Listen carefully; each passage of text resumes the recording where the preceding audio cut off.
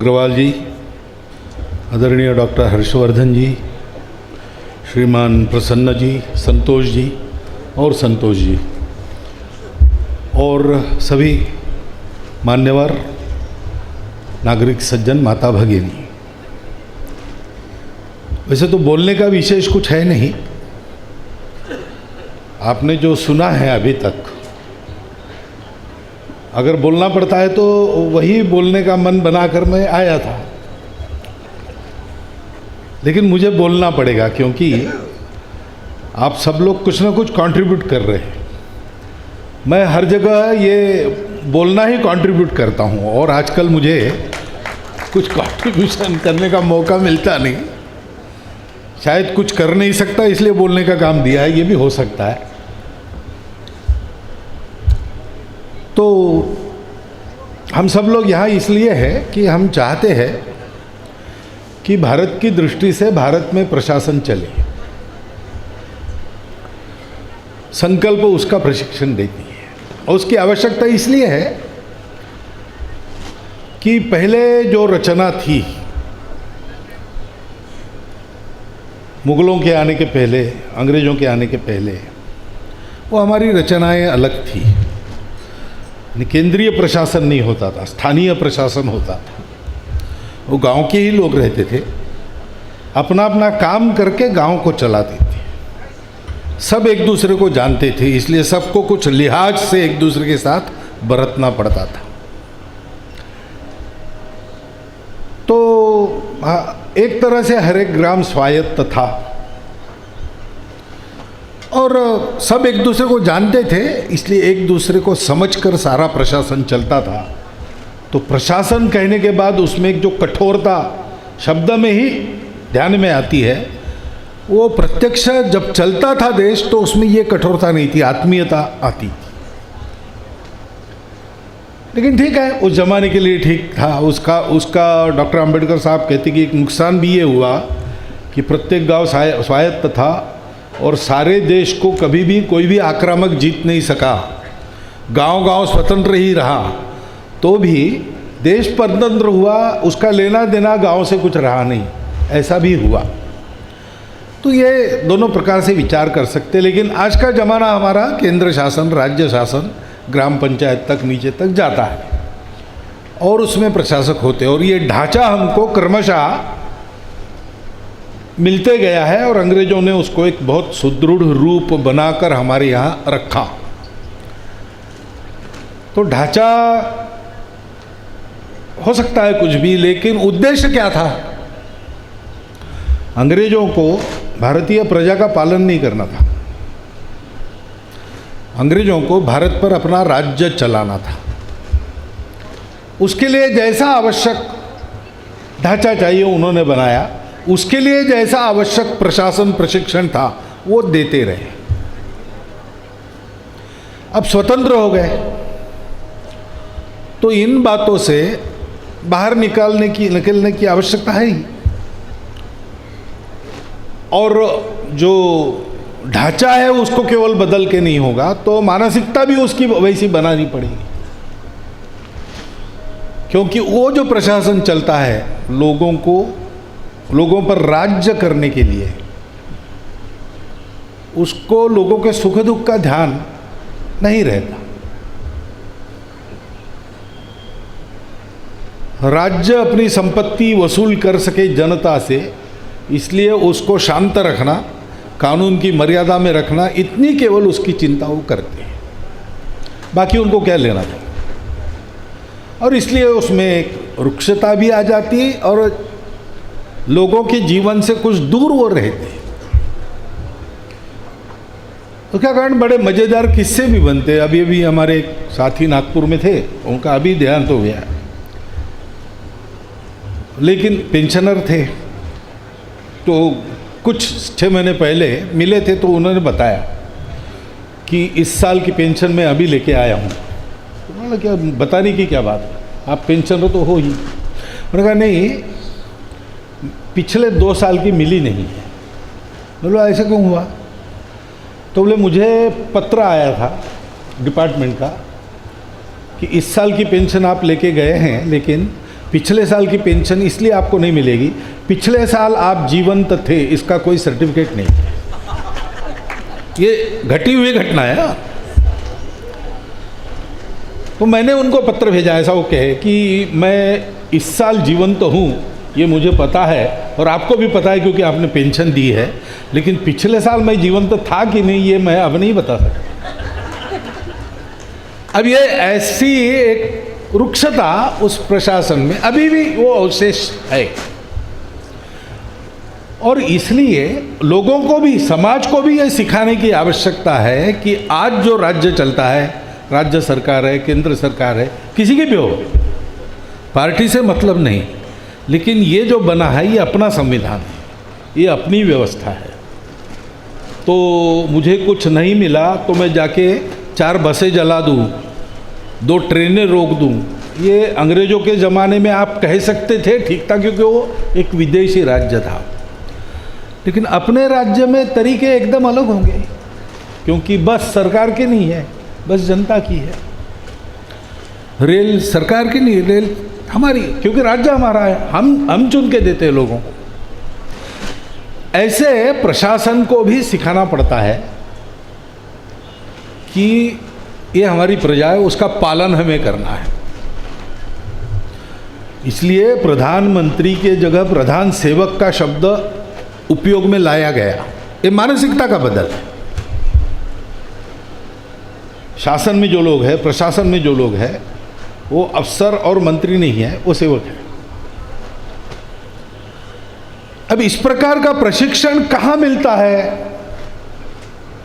परीक्षा कैसे पास होना, विषय कौन से है, कौन सी पुस्तकें पढ़ना, लेक्चर्स, ये सब होता है।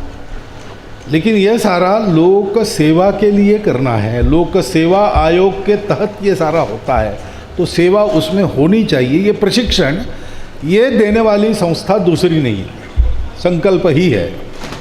अभी तक मुझे कोई मिली नहीं। तो ये एक राष्ट्रीय कार्य है, इसकी आवश्यकता है। ये छोटा है बड़ा है सवाल नहीं, छोटा बड़ा काम नहीं होता, विस्तार नहीं होता, जो फल मिलता है वो छोटा बड़ा होता है। संतोष जी हमको एक संघ में गीत कराते थे पहले, वो शायद बौद्धिक प्रमुख थे दिल्ली के तब, तो उसमें एक पंक्ति थी, भव्य दिव्य लक्ष्य की प्राप्ति ही महान है, धर्मभूमि जन्मभूमि कर्मभूमि महान है, वो गीत याद है आपको? तो ये भव्य दिव्य लक्ष्य है, नए भारत के निर्माण में भारत की व्यवस्था का भी परिवर्तन होना पड़ेगा, व्यक्ति की गुणवत्ता बननी पड़ेगी, समाज की मानसिकता, समाज की गुणवत्ता में परिवर्तन होना पड़ेगा, वैसे व्यवस्थाओं में भी परिवर्तन आना पड़ेगा। स्वतंत्र भारत की स्व पर आधारित भारतीय व्यवस्था बननी पड़ेगी। ये बहुत भव्य दिव्य कार्य है। ये तो ऐसे है, पुराण कथाओं में मिलता है हमको कि असुरों का बहुत उत्पात हो गया, तो फिर सारे देवगण ऋषिगण सब गए और क्षीर सागर में बैठे शेषशैया पर भगवान ने कह दिया, संकल्प मैं आने वाला हूँ। लेकिन आने वाले हैं तो कैसे आएंगे, काम कैसा था, वामन बनकर आएंगे कि बुद्ध बनकर आएंगे कि नृसिंह बनकर आएंगे कि राम बनकर आएंगे, कृष्ण बनकर आएंगे, ये तय होना पड़ा। उसके अनुसार वो हुआ। तो स्वतंत्रता ने हमको बता दिया, स्व ने हमारे, कि मैं आ रहा हूँ। लेकिन वो आज के ज़माने में किस अवतार में आने वाला है, कैसा आने वाला है, उसका विचार करके उसके उस स्वरूप को खड़ा करना ये आसान काम नहीं है, बहुत भव्य दिव्य कार्य है। और 7,500 लोग इस प्रकार प्रशिक्षित करके आपने भेजे हैं।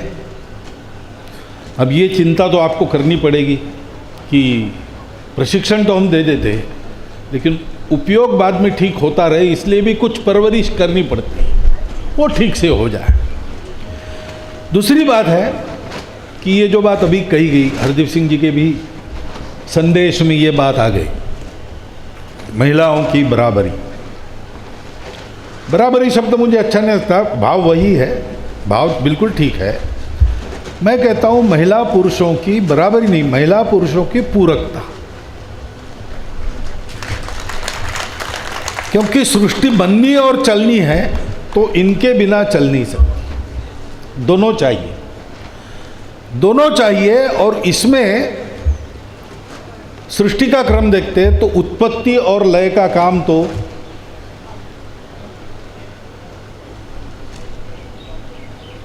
पुरुष के पास हो सकता है, लेकिन पालन का जो काम है वो बिना महिला के नहीं हो सकता।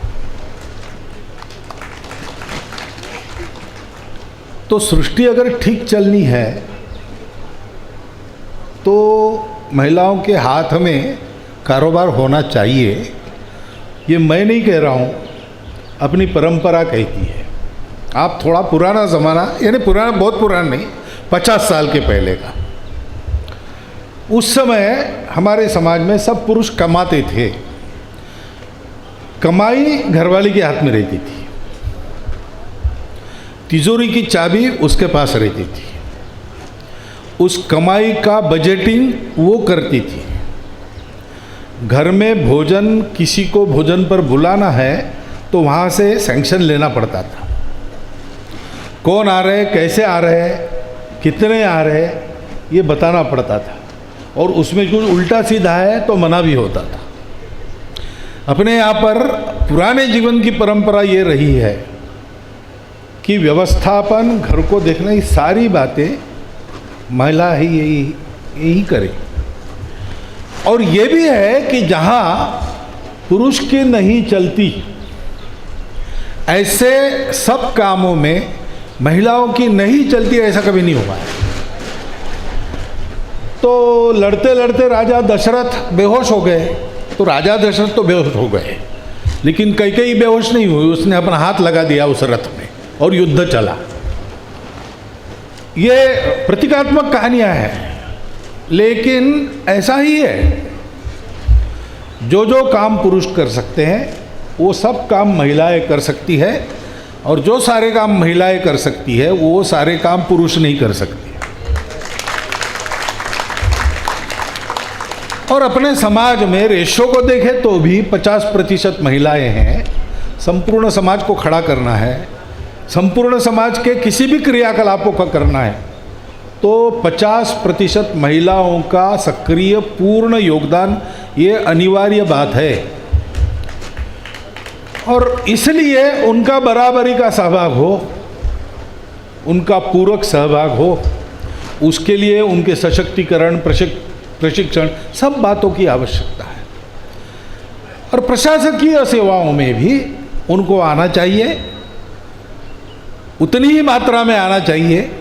ज़्यादा मात्रा में आई तो अधिक लाभ होगा, लेकिन कम से कम उतनी मात्रा में आना चाहिए जितनी मात्रा में पुरुष में है, क्योंकि ऐसा होने से सब ठीक चलेगा।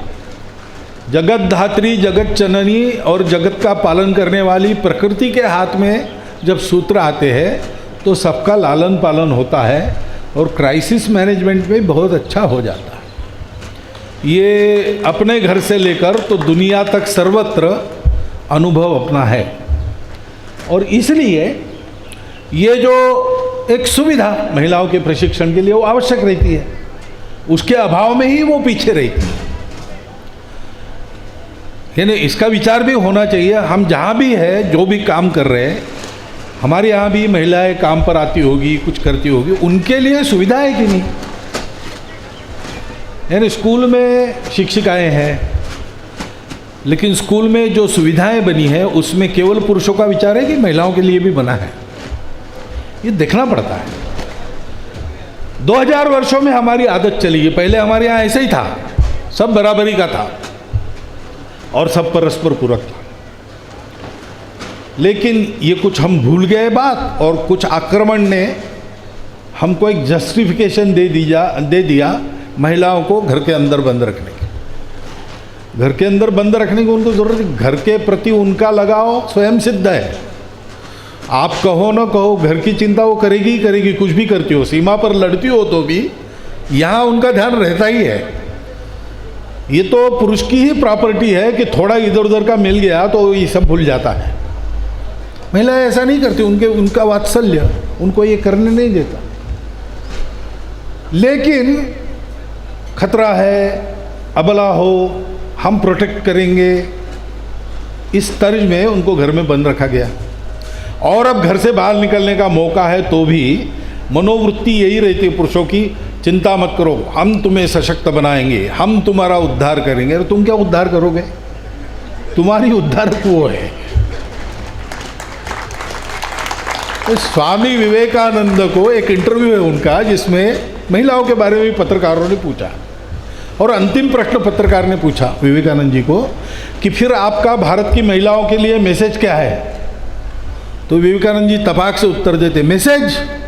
मैं मैसेज दूंगा? भारत की माताओं को मैसेज देने की औकात मेरी नहीं है, और तुम भी मत मैसेज दो। उनको क्या करना है पता है, कैसे करना है पता है, उनको करने दो। कुछ सिखाना है सिखाओ, कुछ सशक्त करना है सशक्त, उनके रास्ते का रोड़ा मत बनो, इतना तुम करो, बाकी कोई मैसेज वगैरह देने की आवश्यकता नहीं। और इसलिए महिलाओं के इस सहभाग में सुविधाजनक बनने वाला एक काम यहाँ जो हो रहा है वो एक बहुत अच्छी बात है, अच्छी शुरुआत है। प्रशासनिक सेवाओं में आना चाहने वाली लड़कियों के लिए कुछ हो रहा है।